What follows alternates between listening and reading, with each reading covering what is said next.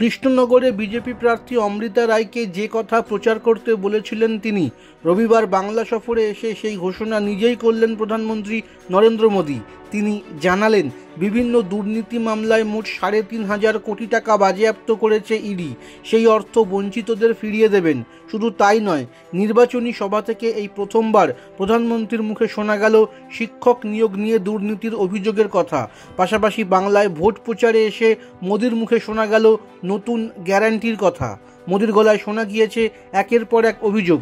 তিনি বিজেপি কর্মী এবং সমর্থকদের উদ্দেশ্যে বলেন, এক একটি বুথে এবার তৃণমূল জমানত জব্দ হওয়া দরকার। আসলে তৃণমূল চায় ওদের তোলাবাজরা, দুর্নীতিগ্রস্ত নেতারা যেন কুকাজ করার খোলা লাইসেন্স পান। এই জন্য যখন কেন্দ্রীয় তদন্তকারী সংস্থা তদন্তের জন্য যায়, তাদের উপরে হামলা করে, অন্যদের দিয়ে হামলা করায়। তৃণমূল আইন এবং সংবিধানকে তছনছ করার দল।